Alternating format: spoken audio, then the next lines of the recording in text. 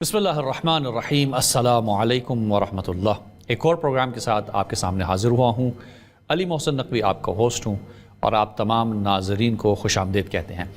اس programme میں ہم سوالات آپ کے اٹھائیں گے، لیکن اس کے جوابات علماء اسلام سے پوچھیں گے اور اسلام کا نظریہ پوچھیں گے کہ ان سوالات کے بارے میں کیا جواب دیتا ہے اسلام۔ آج ہمارے درمیان ایک مائع ناز شخصیت موجود ہے، اسلامی اسکالر ہیں، کسی تعارف کے محتاج نہیں ہیں۔ ہمارے درمیان آج موجود ہیں جناب ابتسام الہی ظہیر صاحب۔ السلام علیکم ورحمۃ اللہ۔ بہت بہت شکریہ آپ کا کہ آپ تشریف لائے ہمارے اس پروگرام میں۔ قبلہ، جو پہلا سوال ہے جو ہمارے ناظرین کی طرف سے ہمیں بھیجا گیا وہ یہ ہے کہ آج کل ہم دیکھتے ہیں کہ موجودہ صورتحال میں دنیا کی جو سلسلہ ہے دنیا میں وہ مختلف طریقوں سے تبدیل ہوتا چلا جا رہا ہے۔ فساد عام ہو رہا ہے، معاشرے میں تباہی آ رہی ہے۔ اگر ہم دنیا پہ نظر ڈالیں تو کہیں پر بلیک موومنٹ ہے، کہیں پر کسی اور طریقے سے، اور جو موجودہ صورتحال خصوصاً فلسطین کے حوالے سے جو چیز دیکھی جا رہی ہے، تو اس کو لوگ جو کہتے ہیں وہ کہتے ہیں کہ یہ دور فتن کی نشانیاں ہیں، آخر الزماں کی قیامت آنے والی ہے۔ بعض نے یہاں تک کہا کہ شاید 60 سال کے بعد قیامت آ جائے۔ تو کیا واقعاً دور فتن کی اگر یہ نشانیوں میں سے ہے تو اور کیا مزید نشانیاں ہیں؟ اس کے اوپر اگر کچھ روشنی ڈال سکیں۔ دیکھیں جی، اس وقت ہم کتب احادیث کا مطالعہ کرتے ہیں اور کلام حمید کی آیات طیبات کا مطالعہ کرتے ہیں، تو قرآن مجید کی بہت سی آیات بھی اس بات کو انڈیکیٹ کرتی ہیں اور احادیث طیبہ بھی اس بات کو انڈیکیٹ کرتی ہیں کہ قیامت سے پہلے کئی ایسے واقعات رونما ہوں گے جن کے بارے میں بڑے پریسائز انداز میں اللہ تبارک و تعالیٰ نے اور حضرت رسول اللہ نے ارشاد فرما دی ہے۔ جہاں پر ان سے ہم قیامت کو آئیڈینٹیفائی کرتے ہیں وہاں پر اس سے اللہ تبارک و تعالیٰ کے اپنے کلام کی تصدیق بھی ہوتی ہے، اور نبی مہربان حضرت محمد کریم صلی اللہ علیہ وسلم کے اپنے فرامین واضحہ جو ہیں ان کی بھی ان سے توثیق ہوتی ہے کہ یقیناً جو یہ نشانیاں رونما ہوتی ہیں اور بندہ اپنی آنکھوں سے ان کو رونما ہوتا ہوا دیکھتا ہے تو پھر یہ بات ماننی پڑتی ہے کہ یہ بات چونکہ پہلے سے بتلا دی گئی تھی اور اب چونکہ بالکل اسی طرح یہ وقوع پذیر ہو رہی ہے جس طرح اس کو بتلایا گیا تھا، تو بتلانے والی ذات اللہ تعالیٰ کی ہے اور بتلانے والے حضرت رسول اللہ صلی اللہ علیہ وسلم ہیں، تو ان کی نبوت اور رسالت میں مزید انسان کو شرح صدر حاصل ہوتا ہے۔ مثال کے طور پہ کتب حدیث کے اندر ایک ایسے ویلکینو کا ذکر تھا کہ اس وقت تک قیامت نہیں آئے گی جب تک جو ہے مدینہ میں کیسا آتش فشاں نہیں پھٹے گا جس سے بصرہ کے جو بدو ہیں نا اپنے اونٹوں کو دیکھیں گے، اتنی اس کی بلند آگ ہوگی۔ تو چونکہ مدینہ طیبہ جو ہے عام طور پہ وہ آتش فشانی ریجن میں نہیں تھا، تو لوگوں کے دل میں خیال آیا کہ یہ کیوں کر واقعہ رونما ہو سکتا ہے، لیکن وہی ہوا۔ اب اس وقت اگر آپ جا کے دیکھیں تو یہ بات بڑی قدیم ہے، وہ پھٹ بھی چکا ہے، رپٹ بھی ہو چکا ہے، ہر چیز ہو چکی ہے، جبل مخروق کے نام سے آپ اس کو دیکھ سکتے ہیں۔ تو یہ نشانی جس سے اللہ نے پوری کر دی۔ اسی طرح قرآن مجید کے اندر جو علامات بتلائی گئی ہیں ان میں یاجوج ماجوج کا ذکر موجود ہے، دابۃ الارض کا ذکر موجود ہے، حتیٰ کہ حضرت عیسیٰ علیہ السلام کو بھی ان کی رجت ثانیہ کو بھی انہ لعلم للساعہ قرار دے کر اللہ نے اس بات کو واضح فرمایا کہ آپ کی ذات اقدس جو ہے وہ علامات قیامت میں سے ہے۔ اس طرح حدیث مبارکہ میں اس بات کا ذکر ملتا ہے، قیامت سے قبل ایک دھوئیں کا ذکر ملتا ہے، دابۃ الارض کے نکلنے کا ذکر ملتا ہے، قیامت سے قبل جو ہے زمین کے مختلف حصوں کے دھنس جانے کا ذکر ملتا ہے، مشرق میں، مغرب میں، جزیرۃ العرب میں۔ قیامت سے پہلے بکریاں چرانے والوں کی بلند و بالا عمارات کو بنانے کا ذکر ملتا ہے۔ وہ یاد ہے میں کچھ سال پہلے جس وقت اجمان کی مارکیٹ جو تھی بڑی فلرش کر گئی تھی اور وہاں پہ بلڈنگیں بڑی تیزی کے ساتھ بن رہی تھی، تو وہاں پہ ہم ایک عربی ہمارے ہوسٹ تھے، تو وہاں کاروباری ذہن لے کے میں بھی گیا جہاں دنیا بھر سے لوگ آ رہے تھے، ریئل اسٹیٹ کے بزنس انٹرسٹڈ لوگ تھے، تو مجھے بھی یہاں سے اس بات کا دوست نے مشورہ دیا کہ آپ ایک وزٹ تو کریں۔ جب وزٹ کرنے کے لیے گیا تو وہاں پہ انہوں نے ہمارے لیے پوری دنیا سے جو کلائنٹ آئے تھے ان کے لیے ایک تو انہوں نے ایک بوفے یا ڈنر کا جو ارینجمنٹ کی تھی، اس کے بعد ہمیں اسپاٹ پہ لے گئے جہاں پہ انہوں نے اپنا ایک وہ جو تھا پورا ایک بلڈنگ تعمیر کرنی تھی، 25 30 35 40 منزلہ بلڈنگ وہیں تعمیر ہو رہی تھی۔ تو مجھے ابھی تک یاد ہے وہ بندے جو تھے وہ کاروباری ہونے کے ساتھ ساتھ جس طرح بندے کا بڑا احادیث مبارکہ کے اوپر ایک بڑا اعتماد بھی ہوتا، تو انہوں نے کہا کہ مجھے تو اس بزنس کو بڑھتا ہوا دیکھ کے یوں محسوس ہوتا ہے کہ بزنس اپنی جگہ بڑھا ہے، لیکن یہ پیشین گوئی پوری ہو رہی ہے کہ بکریوں کو چرانے والے بڑی بلند و بالا عمارات کو تعمیر کریں گے۔ تو اس وقت یعنی اس طرح کی باتیں ہم اپنی زندگی میں رونما ہوتے ہوئے دیکھتے رہتے ہیں، تو کوئی ایسی چیز ابھی تک ایسا نہیں ہوا کہ آپ کے لمحہ مبارکہ سے الفاظ نکلے ہوں اور ان کو جو ہے نا اللہ تعالیٰ نے ان کو مینوان پورا نہ کیا ہو۔ اس طرح علامات قیامت میں یہ بات بھی شامل ہے کہ حضرت امام مہدی جو ہے دنیا جلوہ گر ہوں گے، اس طرح یہ دنیا کے اندر ایک مرتبہ پھر اسلام کی ڈومینیشن جو ہے پوری طرح ہوتی نظر آئے گی، اور پھر ایک ایسی جنگ کا ذکر بھی کتب احادیث کے اندر ملتا ہے کہ جس کے اندر جو ہے مسلمان یہودیوں کا ٹکرائیں گے تو پتھر بھی پکار کے یہ بات کہے گا کہ میرے پیچھے یہودی بیٹھا ہوا ہے، اور ایک فقط درخت غرقد کا درخت ایسا ہوگا جو یہود کے حوالے سے جو ہے نا مخبری کا فریضہ یا اس بات کو انڈیکیٹ نہیں کرے گا کہ اس کی آڑ لے کے کوئی یہودی چھپا ہوا ہے۔ تو ہم یہ بات سمجھتے ہیں کہ اللہ تعالیٰ کے فضل و کرم سے اللہ تعالیٰ نے جو ہے نا زمین کے اوپر جو ایک امتحان گاہ بنائی ہے، اور جس کے بعد ہم نے اپنے دارالقرار سے واپس پلٹنا ہے، تو اس قیامت کے آنے سے قبل بھی جو نشانیاں جن میں سورج کا مغرب سے نکلنا بھی شامل ہے، تو ساری کی ساری نشانیاں ضرور پوری ہوں گی، اور ان کے اندر جو ہیومن انٹلیکٹ ہے، چاہے وہ ان کو پوری طرح اکنالج کر سکے، چاہے ان کو پوری طرح اکنالج نہ کر سکے، لیکن تجربہ چاہے ان کو جو انڈوس کرے یا نہ کرے، لیکن with the passage of time مختلف نشانیاں جو پوری ہوتی چلی جا رہی ہیں۔ جس طرح آپ نے کہا وہ یہ فساد ہونا، تو مجھے اس حضرت امام مہدی علیہ الرحمہ کے حوالے سے جو ایک حدیث میں ذکر آتا ہے اس بات کا کہ وہ حضرت امام مہدی زمین کو جو ہے نا ختم کر کے اس میں ظلم کو ختم کر کے اس کو عدل سے بھر دیں گے، تو ظلم اس وقت انتہائی عروج کے اوپر ہوگا۔ تو ہم یہ بات دیکھتے ہیں کہ پوری دنیا اسلام کے اندر اس وقت ایک ظلم کا، بربریت کا اور خون ریزی کا دورہ نظر آتا ہے۔ مسلمانوں کا لہو اردہ ہوا ہے، برما میں دیکھ لیں آپ اس کے بعد فلسطین میں دیکھ لیں، کشمیر میں دیکھ لیں۔ تو اللہ تعالیٰ کے فضل و کرم سے وہ نشانیاں جن کو نبی کریم صلی اللہ علیہ وسلم نے انڈیکیٹ کیا ہے وہ لازماً پوری ہوں گی، اور اس کے اندر جو ہے نا ہمارے لیے جہاں پر ایک اس کے اندر راحت کا سامان کئی نشانیوں میں ہوگا، وہاں پر اللہ تعالیٰ کے فضل و کرم سے یہ بات بھی ثابت ہوگی کہ نبی میرے ماں حضرت محمد کریم صلی اللہ علیہ وسلم نے جو ارشادات فرمائے تھے وہ پورے ہو کے رہے ہیں۔ اچھا، یہاں پہ آپ نے فتن کا، کیونکہ ہم تذکرہ کرتے ہیں، ان سب نشانیوں کو ذکر کرتے ہیں، ایک عام آدمی کے لیے نشانیوں کو جاننا کیوں ضروری ہے؟ ظاہر ہے ہمیں کسی طرف یہ لے جانا چاہتی ہیں۔ ظاہر ہے جب رسول پاک صلی اللہ علیہ وسلم نے بھی یہ بات بیان کی تو وہ چاہتے تھے کہ امت کسی نہج کی طرف چلے، وہ نہج اگر اس کے اوپر بیان کر سکیں۔ دیکھیں بنیادی طور پر بات ہے کہ ہمارے عقائد کے اندر سے جہاں پہ عقیدہ توحید کی بہت اہمیت ہے، وہاں ماد کی بھی بہت اہمیت ہے کہ ہم نے پلٹ کے اللہ تعالیٰ کے ساتھ حضور جہاں پیش ہونا ہے۔ تو یہ جو پیش ہونے والی جو کیفیت ہے، اس کے حوالے سے انسان جو ہے نا باوجود کہ اس کی پرسیپشن بڑی کلیئر ہے، باوجود یہ کہ اس نے اپنے دادا کے جنازے کو دیکھا ہے، نانا کے جنازے کو دیکھا ہے، اس نے اپنے آباء و اجداد کے جنازے دیکھے ہیں، اس نے جنگیں دیکھی ہیں، اس نے وبائیں دیکھی ہیں، اس نے آفات دیکھی ہیں، لیکن اس کے باوجود میں نے یہ بات دیکھی ہے کہ موت کے اوپر ایمان اور اعتقاد ہونا اپنی جگہ پر ہے، لیکن اس بارے میں ہمیشہ انسان نہ جانے کیوں شک کا شکار رہتا ہے کہ شاید یہ موت کی جو پروانہ ہے وہ دوسروں کے لیے تحریر کر دیا گیا، میں شاید سے جو ہے نا فرار حاصل کرنے میں کامیاب ہو جاؤں گا۔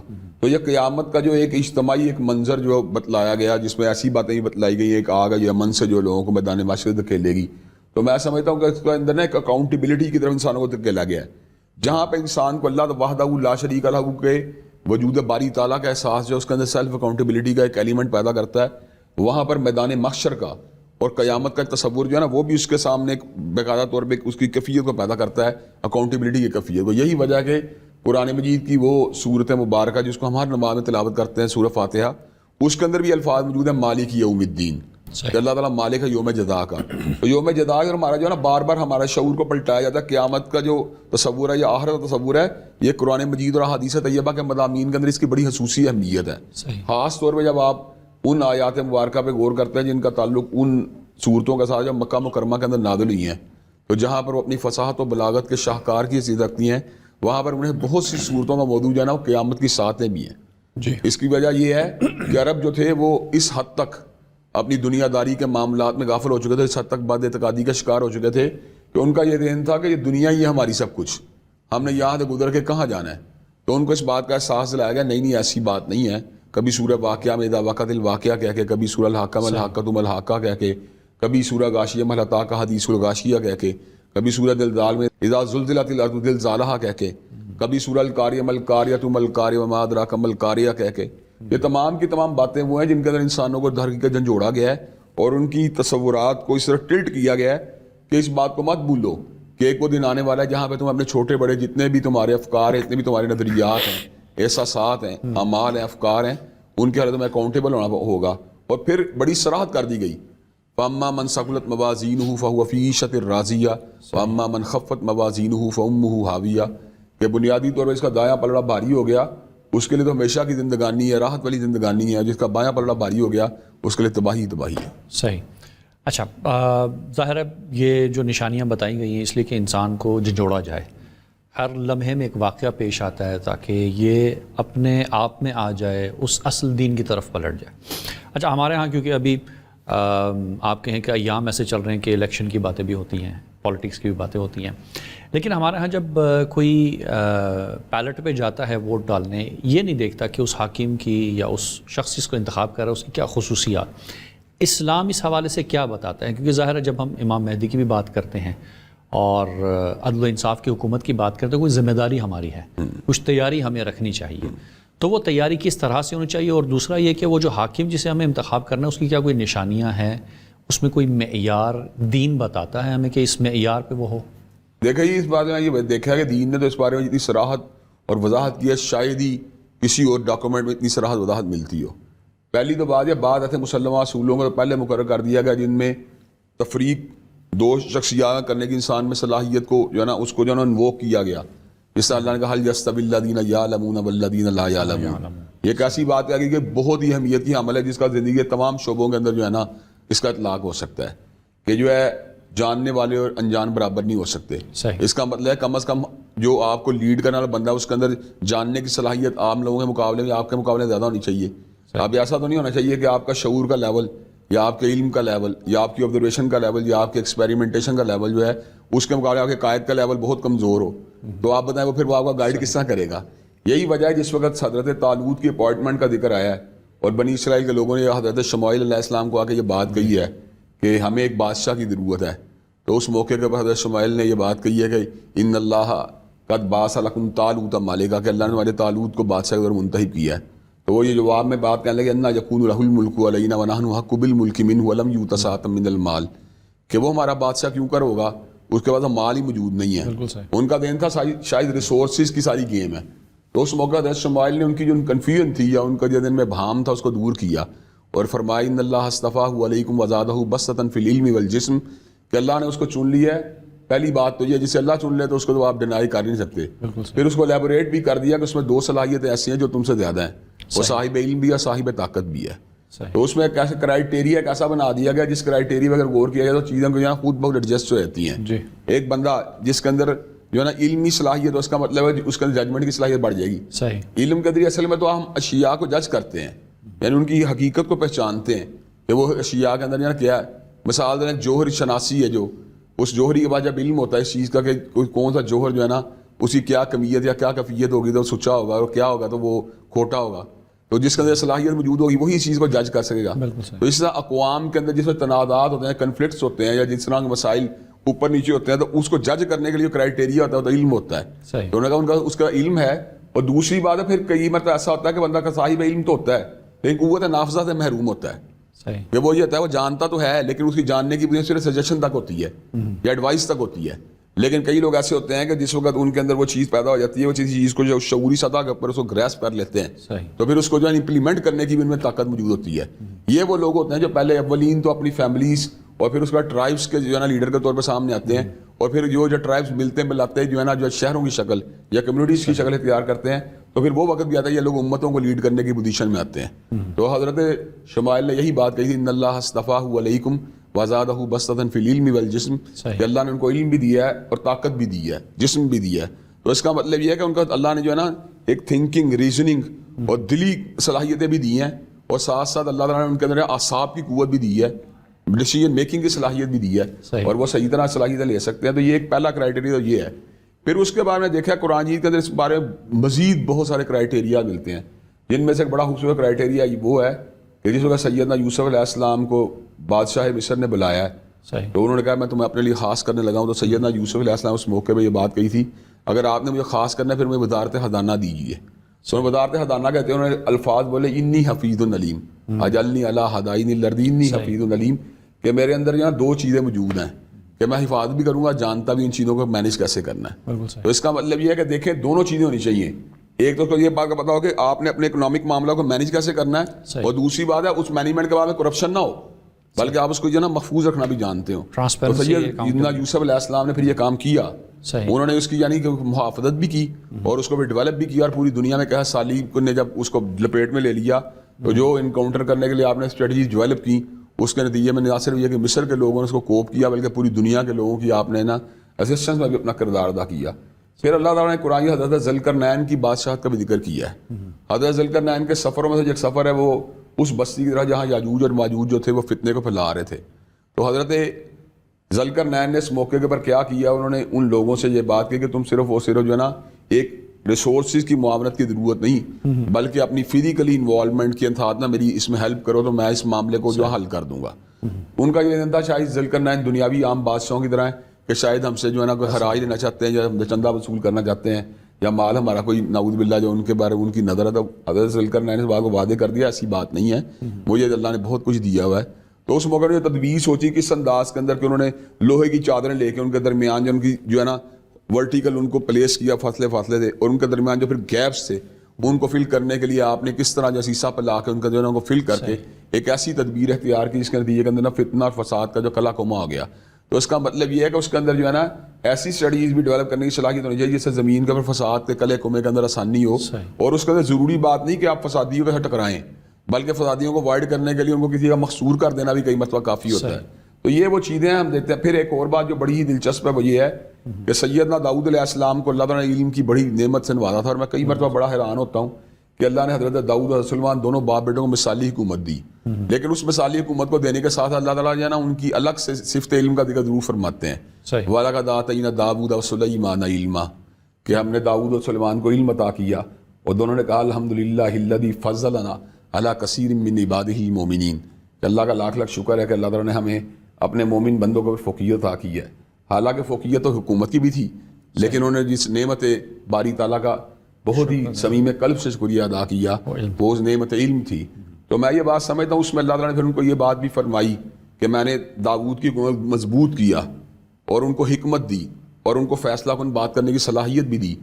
تو اس موقع پہ ہم یہ بات دیکھتے ہیں کہ حکمت کا ہونا, وزڈم کا ہونا اور فیصلہ کن بات کرنے کی صلاحیت کا ہونا یہ بھی حکمران وقت کے لیے بڑی ضروری ہے.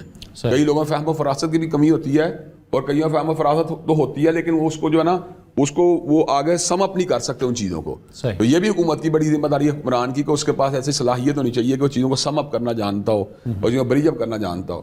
پھر ایک بات یہ کہ آپ نے اسی سورہ صاد میں اللہ نے اس بات کا بھی ذکر کیا کہ حضرت داؤد علیہ السلام کے سامنے قضیہ پیش ہوا تھا, تو اسی قضیے کے دوران ان کو اللہ تبارک و تعالیٰ کا اشارہ جو تھا معلوم ہو گیا تھا کہ اللہ تعالیٰ کی زمین کے اوپر جو ہے نا جو بھی معاملہ ہونا چاہیے وہ اللہ ہی کے احکامات کے مطابق ہونا چاہیے, اور اس میں کسی بھی قسم کی جو ہے نا ایسی بات کی جو ہے نا معمولی سے انوالومنٹ کے شائبہ بھی نہیں ہونا چاہیے جس میں انسان کی کوئی نفس کی اپنی جو ہے نا معمولی سا جو ہے نا شائبہ اس کے اندر نہیں موجود ہونا چاہیے. تو میں یہ بات سمجھتا ہوں یہ ساری کی ساری باتیں اس بات کو بڑی واضح طور پر انڈیکیٹ کرتی ہیں کہ حکمران وقت جو ہے نا کیسا ہونا چاہیے. نبی کریم صلی اللہ علیہ وسلم کی اپنی ذات مبارک بطور حاکم جو ہے ایک مثالی شخصیت کی حیثیت رکھتی ہے. ان کی حکمرانی کے ٹریڈز میں جہاں پر وہ تمام ٹریڈز شامل ہیں جن کا ذکر میں نے سابقہ انبیاء علیہ السلام کا لے کیا, بلکہ ان میں مزید گلوریفائڈ فارم کے اندر شامل ہیں. اسی کے ساتھ ساتھ یہ بات بھی ہم دیکھتے ہیں کہ آپ نے انصاف اور عدل کے اوپر جو خصوصی دور دیا, انصاف عدل قیام عدل کے اوپر, کیونکہ یہ تو اللہ تعالیٰ کی وحی بھی تھی آپ کے اوپر کہ ان اللہ یامر بالعدل والاحسان, کہ اللہ عدل اور احسان کا حکم دیتا ہے. احسان کا تعلق بالعموم قانونی تقاضوں سے کم ہوتا ہے, یہ عام طور پر ڈومیسٹک لیول کے اوپر زیادہ کیا جاتا ہے. جہاں قانونی تقاضے آتے ہیں وہاں عام طور پہ جو ہے نا جسٹس کو انشور کرنے کی بات کی جاتی ہے, کیونکہ قانونی تقاضوں کو پورا کرتے اگر آپ احسان سے کام لیں گے تو یہ بات عام کیسز میں یہ وائبل نہیں ہوتی. لیکن کئی مرتبہ ایسے کیسز سامنے آ جاتے ہیں جہاں کے اوپر وراثتی معاملات ہوتے ہیں, تو اس موقع کے اوپر جو ہے کئی مرتبہ احسان کے پلڑے کے اندر بھی آپ جو ہے نا عدالت میں وزن ڈالتی ہے. لیکن عام طور پہ دیکھا گیا احسانات کے جو معاملات ہوتے ہیں ان کو ڈومیسٹک لیول پہ زیادہ ان کی انوالومنٹ ہوتی ہے, لیکن جو خاص اور جو پنشمنٹ سے متعلقہ یا کریمنل ایکٹیویٹیز کو روکنے کے لیے یا حدود و تعزیرات کے معاملے ہوتے ہیں ان میں احسان کرنے کی گنجائش موجود نہیں ہوتی.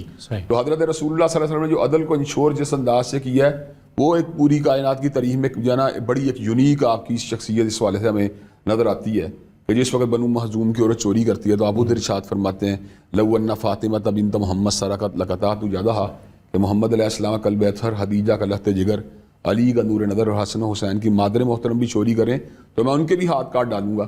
تو پیچھے کسی کی کیا بات رہ جاتی ہے.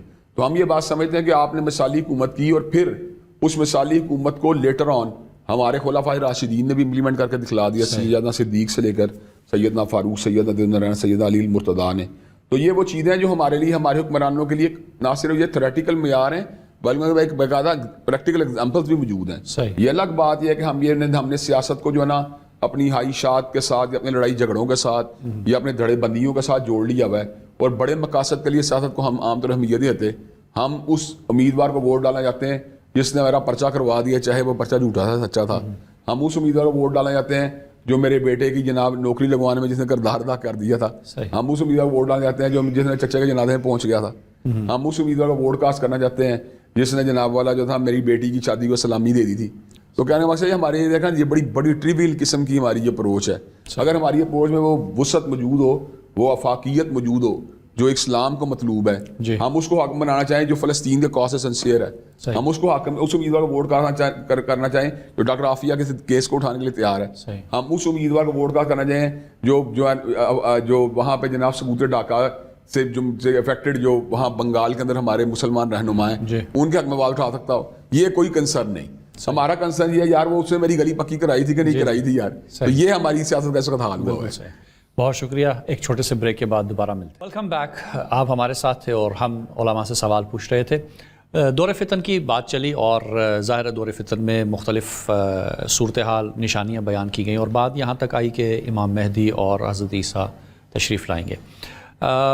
میرا ایک ذاتی سوال ہے وہ یہ کہ گزشتہ خلفاء کے اوپر تو اختلافات رہے ماننے میں نہ ماننے میں یا جو بھی سلسلہ تھا، لیکن یہ ایک آنے والا جو خلیفہ ہے امام مہدی اس کے اوپر تو سب متفق ہیں.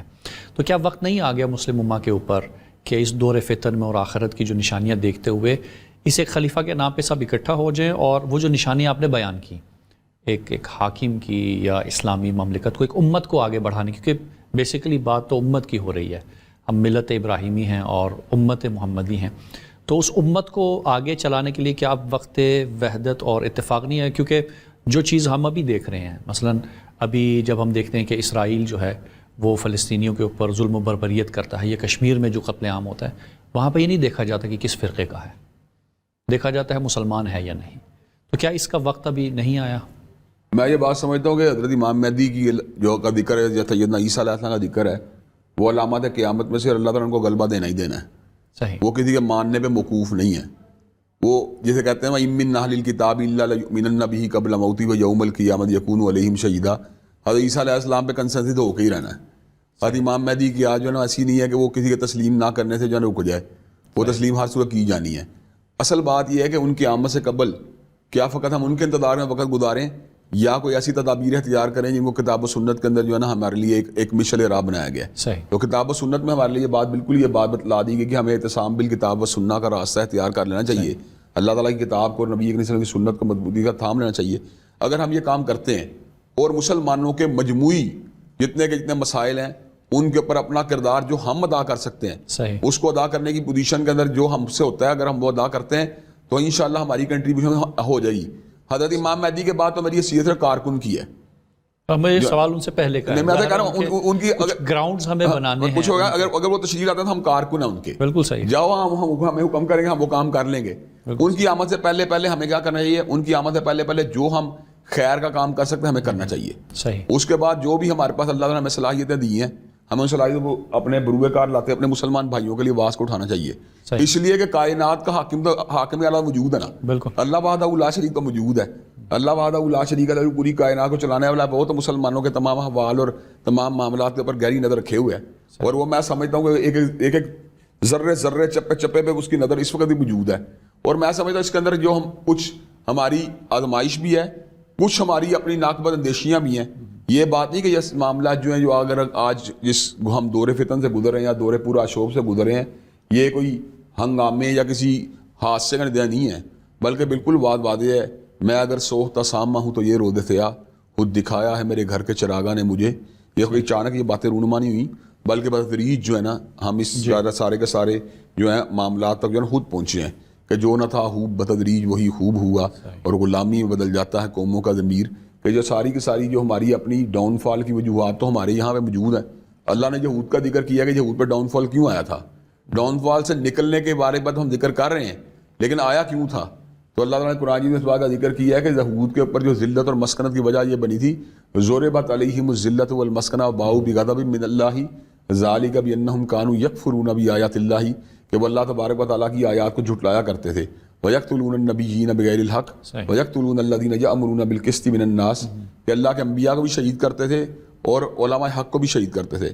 تو میں یہ بات سمجھتا ہوں کہ اس وقت جو معاملات چل رہے ہیں ان معاملات کے اندر جو ہے نا ہمارے لیے یہی بات جو ہے نا دوبارہ قابل غور ہے، کیا ہم آیت اللہ کے اوپر تمسک کو اختیار کیے ہوئے ہیں؟ بس یہ تو مجموعی ہماری ریاست کے اندر بھی بہت سے ایسے معاملات ہیں، سودی معاملات بھی جاری و ساری ہیں، صحیح، قیبہ گری اڈے بھی موجود ہیں، اس کے بعد منشیات فروشی بھی ہوتی ہے، ٹرانسجینڈر جیسے بل بھی موجود ہیں، عورت مار جیسی باتیں بھی موجود ہیں، اس کے بعد جو ہے نا پاکستان کے اسلامی اور غیر اسلامی ہونے، پاکستان کے جو ہے نظریاتی اور غیر نظریاتی ہونے، پاکستان کے قومی ریاست یا نظریاتی ریاست ہونے جیسے ڈیبیٹس بھی جو ہے نا وہ جاری و ساری رہتی ہیں. تو اس کا مطلب یہ ہے کہ وہ جو بات جو ہے نا وہ صرف یہود پہ لاگو نہیں ہوتی کہ انہوں نے آیات اللہ جو لایا اور انحراف کیا اپنی آیات سے تو ان کے اوپر ذلت اور مسکنت مسلط ہوئی، بلکہ علامہ اقبال نے تو جو ہے نا اس کو بالکل ایز اٹ از ٹرانسلیٹ کر دیا ہے کہ وہ زمانے میں معزز سے مسلمان ہو کر اور تم خار ہوئے تارک قرآن ہو کر، کہ ہماری قرآن سے جو دوری ہے نا اصل وہ ہمارے موجودہ زوال کا بہت بڑا سبب ہے. صحیح. اچھا، اب جو صورتحال آپ نے بیان کی، جو نشانیاں آپ نے قرآن سے ظاہر ہے، حضرت طالوت کی آپ نے ذکر کیا، حضرت یوسف کا، حضرت داؤد، حضرت سلیمان علیہ السلام کا آپ نے ذکر کیا. اس طرح سے دیکھیں تو جتنے بھی اسلامی ممالک ہیں تو OIC میں جو کچھ ہوا ظاہر ہے وہ کرائٹیریا ہی نہیں تھا ان سربراہان کا. اور ابھی بھی جو ہم فلسطین کے معاملے میں دیکھتے ہیں تو کھلم کھلا جو سامنے ہیں وہ تو سب ظاہر ہے، لیکن باقی کیونکہ عوام چاہتی ہے کچھ کرنا، لیکن گورنمنٹ یا آپ کہیں کہ جو ریاستی آپ کہیں کہ قوتیں ہیں وہ اس طرف نہیں آتی. اس کی کوئی خاص وجہ ہے، کوئی اپنے مفادات ہیں، یا نہیں چھپ کے مدد ہو رہی ہے؟ دیکھیں چھوٹی بات ہے، جہاں تک تو چھپ کے مدد تعلق ہے ہمیں حسن دان نے ایسا ہو رہا ہوگا. صحیح. اور اپیرنٹلی مدد کیوں نہیں ہو رہی، اس کی بنیادی وجہ ہے کہ ہم بہت کمزور ہیں. کمزور اس لیے نہیں کہ ہمارے پاس عسکری طاقت نہیں، نہ ہی کمزور ہم اس لیے ہیں کہ ہمارے پاس افرادی قوت نہیں، نہ ہی ہم اس اعتبار سے کمزور ہیں ہمارے پاس پیٹرول نہیں. یہ سارا کچھ ہمارے پاس ہے، ہمارا ایمان کمزور ہے. صحیح. ہمارا جو ہے نا یقین کمزور ہے، ہمارا توکل کمزور ہے. صحیح. اگر یہ ہماری باتیں ٹھیک ہوں تو کوئی مسئلہ ہی نہیں ہے. جس وقت لشکر طالوت نے لشکر جالوت سے ٹکرائے تھے تو اس وقت ان کی تعداد بہت کم تھی جالوت کے لشکر کے مقابلے میں. تو اس موقع پہ اللہ نے اس قرآن مجید کے اندر اس بات کا ذکر کیا نا مومنوں کی جماعت کا، اور ساتھ اللہ نے اس بات کا بھی ذکر بھی کیا کہ کم من فیۃ قلیلۃ غلبت فیۃ کثیرۃ باذن اللہ، کہ کتنے ہی گروہ تعداد میں تھوڑے تھے اللہ نے ان کو غالب کر دیا زیادہ تعداد والوں کے اوپر اپنی مدد کے ساتھ. اصل بات سمجھنے کی یہ ہے کہ ہم اس وقت جنگ کا جو نقشہ بناتے ہیں اپنے تصورات میں وہ بڑا مادی نقشہ ہوتا ہے. ہم دیکھتے ہیں کہ ان کے پاس 10,000 فوجی ہیں، ہمارے پاس 7,000 ہیں. صحیح. ہم ہار گئے. ہم ان کے پاس 2,000 ٹینک ہیں، ہمارے پاس 1,800 ہیں، ہم ہار گئے. ان کے پاس 2,500 طیارے ہیں، ہمارے پاس 2,000 ہیں، ہمیں شکست ہو گئی. ان کے پاس 1,000 بیری جہاز ہیں، ہمارے 900 ہیں، ہماری ہمیں شکست ہو گئی. اس طرح نہیں جنگ ہوتی. اسلام کی جنگ اس طرح نہیں ہوتی. اسلام کی جنگ یہ ہوتی ہے کہ مادہ سے لڑتا ہے، یہ دو مادیت ادا قومیں لڑتی ہیں. لیکن جب مادیت بات فروتری ہو، کم تری ہو، اس وقت جو ہے روحانی اور مادیت کا مقابلہ ہوتا ہے. صحیح. پھر اس وقت روحانی جو اسباب ہوتے ہیں مادی اسباب کو خود بہت تقویت دینا شروع کر دیتے ہیں. اللہ نے یہ نہیں کہا کہ تمہاری قوت لازم ان سے بڑھ جائے. اللہ نے اتنا کہا وَأَعِدُّوا لَهُم مَا اسْتَطَعْتُم مِّن قُوَّةٍ، جتنی استطاعت ہے قوت اپنی تیار کرو. جنگ بدر میں بھی تو کم ہی تھے. کم ہی تھے. ہم جس جنگ میں جیتے ہیں کم ہو کے جیتے ہیں. ہم احزاب میں بھی کم تھے، ہم بدر میں بھی کم تھے، ہمارے کام تھے. ہمیں کم ہونے کے بعد کیوں فتح حاصل ہوئی تھی؟ اس کا مطلب ہمارے پاس وہ چیز اس کو موجود تھی جو چیز فتح کا اصل سبب ہے. اصل فتح سبب یہ ہوتا ہے کہ تیاری ضرور کرنی چاہیے، اسباب کو ضرور اختیار کرنا چاہیے، لیکن اسباب کے اندر اس لیول کو پہنچنے کا انتظار کرتے رہنا کہ جس لیول میں کا دشمن موجود ہے اور پھر اس کے مقابلے اپنے نمبر کو کم دیکھ کے پھر اس کا مقابلہ، یہ نہیں ہے. ہمارا جو موجود ہے ٹھیک ہے. اگر وہ 1,00,000 ہے، ہم 70,000 ہیں، ٹھیک ہے، کوئی بات نہیں. اگر وہ 2,000 ان کے پاس تیار ہیں، ہمارے پاس 15,000 تو کوئی بات نہیں. اب جو باقی کا جو کور اپ ہوگا وہ جذبہ جہاد کے ساتھ ہوگا، وہ جذبہ ایمان کے ساتھ ہوگا. تو یہ وہ چیز ہے جس کی طرف ہمیں جو ہے نا تھوڑا اپنی توجہ مبذول کرنے کی ضرورت ہے. اب دیکھیں ہم اقوام اور اوطان میں تقسیم ہے، لیکن اس کے باوجود اس گئے گزرے دور میں بھی امت کی ایک تصور تو ہے نا ہر ایک کے دل میں. یہ کہتے ہیں وہ کہتے ہیں جتنا مرضی گیا گزرا مسلمان ہو، لیکن ایک وابستگی بیت اللہ کے ساتھ اور اس کے بعد قرآن مجید کے ساتھ یا اللہ کی ذات کے باری تعالیٰ کے ساتھ وہ تصور ہر جگہ موجود ہوتا ہے. تو میں یہ بات سمجھتا ہوں کہ جس وقت آپ کمبائنڈ اپنی کیلکولیشن کرتے ہیں تو آپ کی کمبائنڈ کیلکولیشن اسرائیل سے بہت زیادہ ہے. صحیح. لیکن وہ کمبائنڈ کیلکولیشن ہم کرتے نہیں. ہم ہمیشہ اس کو انڈیویجول لیول کے اوپر کبھی ملیشیا سے کمپیئر کر رہے ہیں، کبھی ترکی سے کر رہے ہیں، کبھی پاکستان سے کر رہے ہیں، کبھی سعودیہ سے کر رہے ہیں. تو اس کا مطلب یہ کہ ہماری کیلکولیشن کے اندر ہم قوم بائی قوم کیلکولیشن کرتے ہیں. امت کے ساتھ جب اس کے وسائل کا مقابلہ کریں گے تو کچھ بھی نہیں. لیکن ہم اس امت کی ہمیں پتہ ہے ہم اس امت کے اندر حقیقت موجود نہیں ہیں. یعنی ہم امت کے ساتھ نسبت ضرور ہے لیکن ہم اس کی ایک ڈھانچے کی شکل میں نہیں ہے. مثال ہے اس کے ڈھانچے سے مراد کیا ہے میں آپ کو اس کو مزید وضاحت کرتا ہوں. ویسے تو امت کا ڈھانچہ اس سے بہت زیادہ اسٹرانگ ہوتا ہے اس تصور سے جو اس وقت میں آپ کو جتنی مثال پیش کر لگا ہوں. لیکن میں آپ کو مثال پیش شنجن ملکوں کی مثال دے رہا ہوں. شنجن ملکوں کے جہاں پہ قومیتیں الگ ہیں, زبانیں الگ ہیں, لیکن انہوں نے وہاں پہ کیا کیا, انہوں نے ایک ویدے کی قوت کے ساتھ یا کرنسی کی یکسانیت کے ساتھ ہی اپنے آپ کو اتنا مضبوط کیا کہ وہ ان دو قوتوں کے ساتھ ہی وہ مقابلہ کر لیتے ہیں. تو کیا مسلمان امت جو ہے وہ شنجن قوت سے بھی کام ہے ایمان کی, یعنی ایمان کی وہ جو ایمان کا انجن ہے وہ شنجن کی فیول بھی موجود نہیں. تو یہ وہ چیز ہے جس کو ایک بار دوبارہ نظر ثانی کرنے کی ضرورت ہے کہ یا تو وائی سی وغیرہ کو اور اس طرح کے اداروں کو اس لیول پہ پہنچایا جائے جس لیول پہ شنجن ملک پہنچے ہوئے ہیں, اور اپنے ایمانی اور اپنے ایکانی جذبات کو یہاں تک پہنچایا جائے کہ مسلمانوں کی جو ہے نا مدد جو ہے نا کی جا سکے.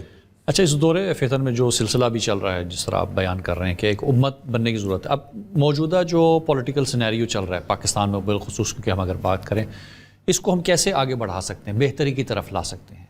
دیکھیں میں چھوٹی بات ہوں, پاکستان میں کافی ساری مذہبی جماعتیں جو ہے نا دینی اقدار کو فروغ کرنے کے لیے نا اپنا اپنا کردار ادا کر رہی ہیں, لیکن ہم یہ بات محسوس کرتے ہیں کہ ان کو جو ہے نا وہ پذیرائی اور کامیابی حاصل نہیں ہو رہی ہے, بڑی سیاسی جماعتوں کو ہو رہی ہے.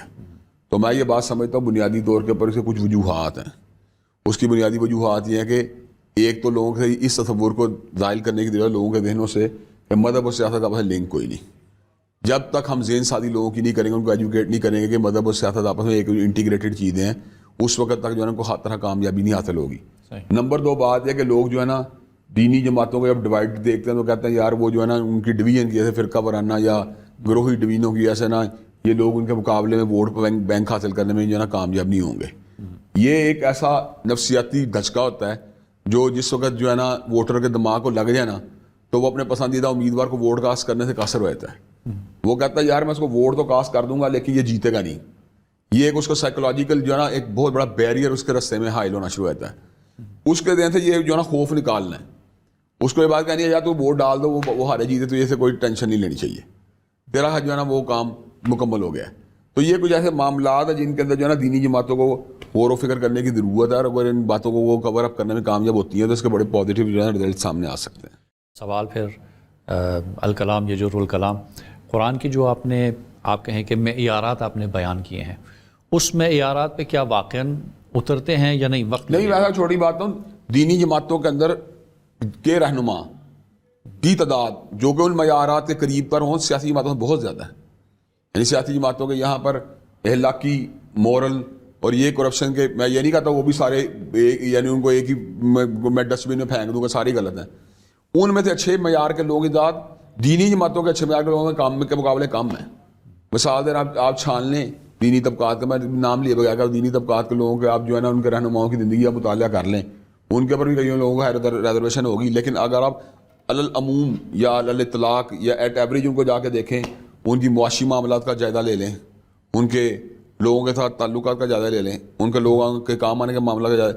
ہمارے بھی پچھلے دنوں یعنی جیسے چند مہینے پہلے جو تھے ہمارے ملک ایک وزیر جو تھے وہ جس وقت فوت ہوئے تو بعد میں لگا تھا پتا کہ وہ تو بالکل ہی یعنی کہ مالی اعتبار سے بالکل ہی متوسط قسم کے آدمی تھے, یعنی کہ بلکہ یعنی ہمیں بلو ایوریج تھے.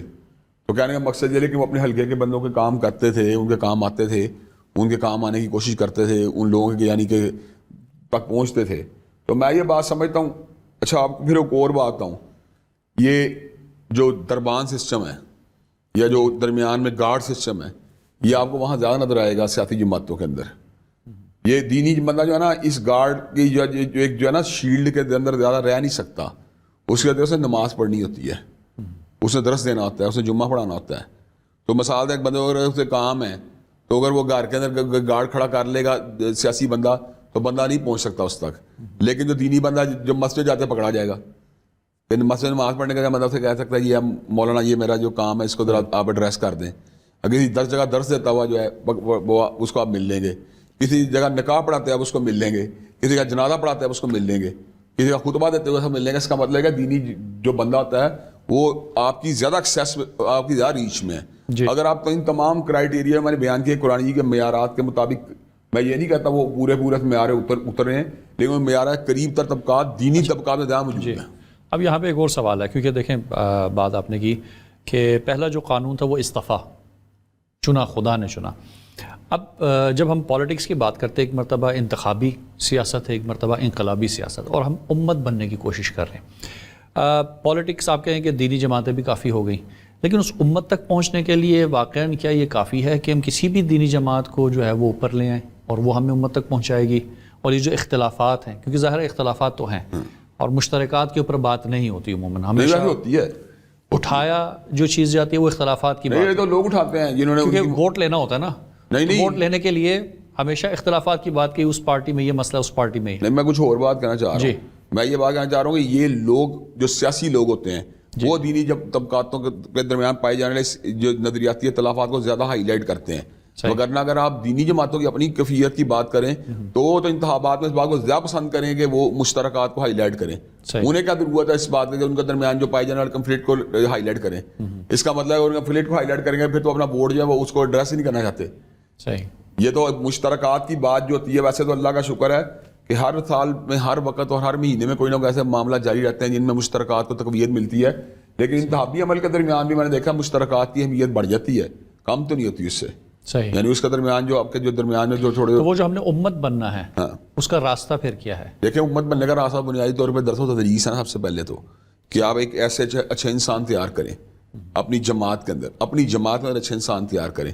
جب آپ اپنی جماعت میں اچھے انسان تیار کریں گے تو ان اچھے انسانوں کا باہمی ربط، ان اچھے معیار کے انسانوں کا جو باہمی ربط ہے اس کے نتیجے میں خود بہت ایسی قیاس سامنے آئے گی نا.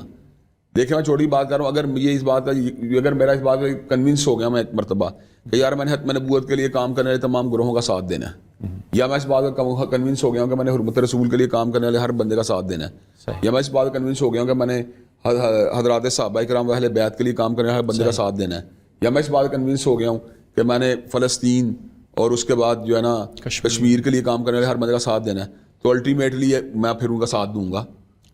اس کا مطلب یہ ہے کہ میں نے پہلے اپنی جماعت سے لوگ تیار کرنے ہیں. وہ تو کہاں سے تیار ہوں گے؟ وہ تو میرے مدارس سے یا میرے لیکچر سے یا میری مستقل ذہن سازی تیار ہوں گے. یہ اصل میں سیاست جو ہے نا جو ہم اچانک کرنا چاہتے ہیں وہ نہیں ہوتی، یہ ایک لمبا عمل ہے. اس کے اندر یہ ہے نا، میں آپ کو ایک اور بات بتاؤں، ہمارے دینی طبقات کی سیاست میں پیچھے رہنے کی ایک اور وجہ بھی ہے. ہم عمومی محنت کرتے ہیں سیاست پہ، اسپیسیفک محنت کی بھی ضرورت ہے. اسپیسیفک محنت جو ہے نا وہ سیاسی جماعتیں کرتی ہیں، دینی جماعتیں بالعموم نہیں کرتی. اسپیسیفک محنت کیا ہوتی ہے؟ اسپیسیفک محنت یہ ہوتی ہے کہ آپ پورے پاکستان کے ایک حلقوں کا لے آؤٹ تیار کریں. ان حلقوں کا لے آؤٹ تیار کرنے کے بعد ان حلقوں کے بندے سائن کریں. 200 حلقے ہیں، 200 حلقوں میں 200 بندہ اپوائنٹ کریں جو ان حلقوں میں باقاعدہ طور کے اوپر ایک الیکٹ ہونے کے لیے اور جو ہے نا ایک ذہن سازی کرے یا ایک پولیٹیکل ایکٹیویٹی کرنے کے لیے لوگوں کا جو ہے نا ایک رائے عامہ کو ہموار کرے. یہ معاملہ ہمارے یہاں پہ جو ہے نا دینی طبقات کے اندر بڑا کمزور ہے. ہم کیا کرتے ہیں کہ سیاسی جماعتوں کے نمائندگان یا ان کے جو الیکشن لڑنے والے کینڈیڈیٹ ہوتے ہیں حلقوں میں کام کر رہے ہوتے ہیں اور ہم عمومی جلسے کر رہے ہوتے ہیں. ان عمومی جلسوں کے نتیجے کے اندر ہم بہت زیادہ کئی مرتبہ رائے عامہ کا دل جیتنے کے باوجود 200 نمبر حلقے میں یا 105 نمبر حلقے میں یا 70 نمبر حلقے میں یا 40 نمبر حلقے کے اندر ان عوام کے سامنے کچھ بھی نہیں رکھا ہوتا. ہم ان کو پھر وہاں پہ چھوڑ دیتے ہیں، حلا میں چھوڑ دیتے ہیں. وہ کہتے ہیں ٹھیک ہے یار، اس نے وہاں پہ جو بات کی تھی وہ اچھی بات ہے، لیکن میرے حلقے میں کوئی بندہ ہی نہیں ہے اس قسم کا کہ جس کو میں نے سپورٹ کرنا ہے. تو میں آپ کو بتاؤں دینی طبقات کو جو ہے نا کانسٹیچوئنسیز کو باقاعدہ اور فوکس کر کے بھی محنت کرنے کی ضرورت ہے. تو ہم یہ بات دیکھتے ہیں کہ کئی مرتبہ دینی جماعتوں کا پھیلاؤ مسلکی، تبلیغی اور تدریسی اعتبار اتنا زیادہ ہوتا ہے کہ وہ سیاسی جماعتوں سے بڑھ جاتا ہے. لیکن ان کا کانسٹیچوئنسیز کے لیول کے اوپر جو ہوتا ہے نا نیٹ ورکنگ اتنی کمزور ہوتی ہے کہ کانسٹیچوئنسیز خالی ہوتی ہیں ان کے نمائندگان سے. تو اگر آپ نے عمومی طور پر مثال دے رہا ہوں، کسی حلقے کے اندر میرے 30,000 یا 15,000 یا 7,000 یا 2,000 چلے کہہ لیتے ہیں یا 500 کہہ لیتے ہیں میرے فالوورز موجود ہیں، تو میرے فالوور اگر میں اس حلقے کے اندر کوئی بندہ نہیں دوں گا جس کو انہوں نے ساتھ جتنا ان کا 5 سال لنک رہا ہے، تو آپ مجھے بتائیں وہ میری بات کو ٹرانسلیٹ کرنے کے لیے کہاں جائیں گے؟ بہت شکریہ جی. اسی کے ساتھ ہمارا وقت ختم ہوتا ہے. آپ سب کا شکریہ. والسلام علیکم ورحمۃ اللہ وبرکاتہ.